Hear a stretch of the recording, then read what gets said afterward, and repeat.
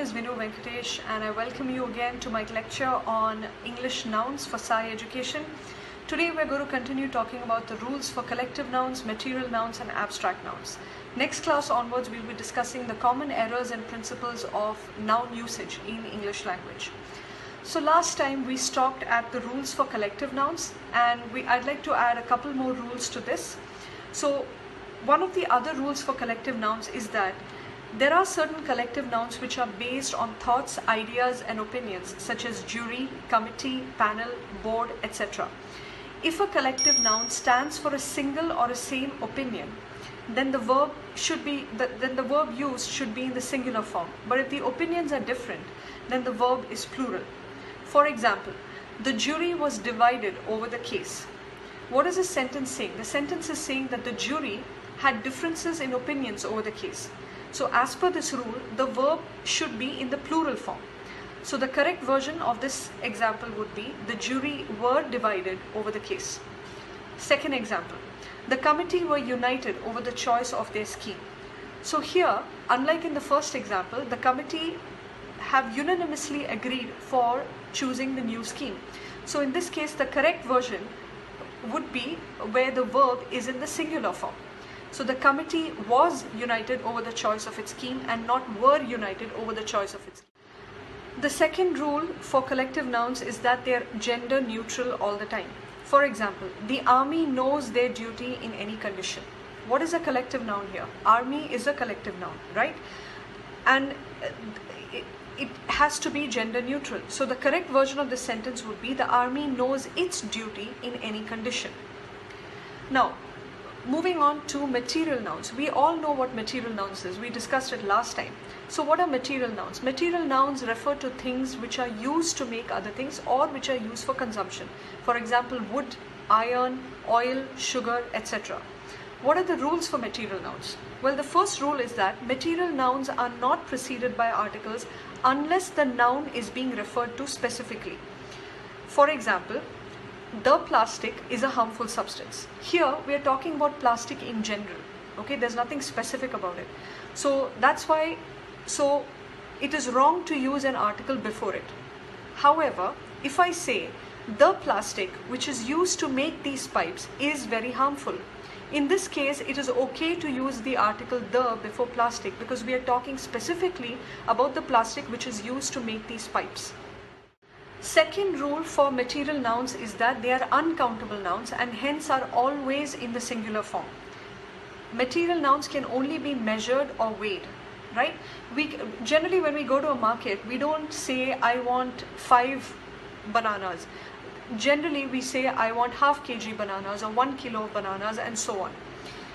Also, material nouns are they come from 3 sources, so to say. So they are of the following 3 types. They can be man-made, they can be natural, or they can be coming from animals. So man-made material nouns include plastic, natural material nouns include oil, include honey. Material nouns which come from from animals, I beg your pardon, include things like wool, fur, etc. Alright, let's take a look at some of the examples. Now, fish is both a common noun as well as a material noun, as we know, right? Generally, in competitive exams, fish is used as a material noun. However, I would like to urge you to please read the sentence carefully before deciding whether a particular sentence is correct or not. So, fish can be used as both a common noun and a material noun. When fish is used as both a common noun or a material noun, one very important thing to remember is that plural of fish is always fish unless we are referring to different types of fish. For example, I can say there are many fishes in the sea. It's correct to say that there are many fishes in the sea because there are different types of fish in the sea. Example, there can be a shark, there can be the ray fish, there can be a cuttlefish and so on. So fishes applies only to situations where there are different types of fish. But if there's only one type of a fish, even if it's in the plural form, fish remains fish. Alright, now let's take a look at a few examples. A fish can breathe in water. We don't generally use an article before fish because fish generally is used as a material noun. in competitive exams. So in this case, the correct version would be fish can breathe in water. Fishes can breathe in water. Again, we are talking about fish as a material noun which carry no plural. So it would be good to keep it as fish can breathe in water, but I would urge you to read the sentence a bit more carefully whenever you're reading it from the exam point of view. I have 10 red fishes in the aquarium. This is correct if the 10 red fishes in the aquarium are of different types, right?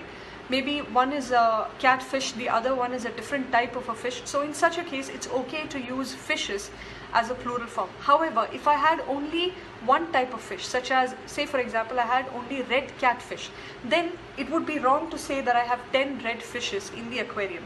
It would be right only to say I have 10 red fish in the aquarium because I have only one type of fish. So moving on to abstract nouns. What are abstract nouns? Well, abstract nouns are nouns which denote feelings, sentiments, emotions, concepts, ideas, thoughts, and so on. We talked about this last time. Physics, mathematics, honesty, patience, ambition, etc.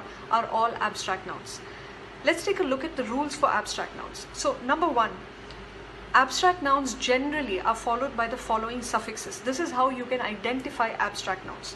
But there is no substitute for knowing the true meaning and understanding the vocabulary. So please go through the vocabulary, the dictionary. As I mentioned last time, look up Google whenever you're in doubt. Strengthen your vocabulary. Alright?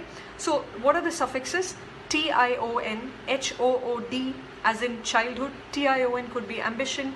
A-C-Y such as, I can't think of anything right now, but I will let you know. I-T-Y, A-G-E as in manage. M-E-N-T, sentiment. A-N-C-E, clearance. N-E-S-S, kindness. R-Y, I can't think of anything in R-Y. Savory, savory is a taste. E-N-C-E, credence. C-E-N-T, reticent. S-H-I-P, relationship. Ability, inability you can say, or ability itself. I-S-M, such as Hinduism or Buddhism. ITY can be Christianity, example, right? So these are some of the suffixes for abstract. So keep an eye open for words with these suffixes, but understand the meaning and then identify whether they are abstract nouns or not. Rule number 2, abstract nouns are always in singular and they have no plural form. For example, honesty. Is it correct to say honesties? No, it's not correct. It is wrong. They don't have a plural, right? Physics, does it have a plural? No, it doesn't have a plural. So abstract nouns don't have a plural form. They are always in singular form. Rule number 3, they are always in neutral gender, like material nouns, right? For example, my boss likes honesty as it is a virtue. I did not say he or she, they or them. It's not right to say my boss likes honesty as she is a virtue. No, it is not. Honesty is an abstract noun and therefore is neutral in gender. Rule number 4. Abstract nouns, like material nouns, are not preceded by an article unless they are referred to specifically. We saw this in the case of material nouns as well, right? Example, the honesty is a virtue. That is wrong because we're talking about honesty as an abstract noun, as a concept in general. We're not referring to it in specific. So the correct version would be honesty is a virtue. But I can say the honesty with which he works is commendable. Here I've used the article the before honesty because I'm talking about honesty with which he works. I'm being specific. So it is okay to use an article before an abstract noun or a material noun when you are referring to it in specific. Next example, the English is a very easy language. So English here is an abstract noun, right? It could be a proper noun as in the name of a subject, but here it is used as an abstract noun. The English is a very easy language.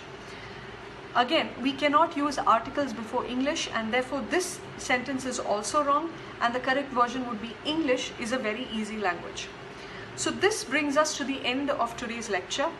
Please let me know what you think. If you have any questions or comments, please put it in the comment box on YouTube. I'll be happy to answer them. So see you next time and until then, wish you all the very best. Thank you.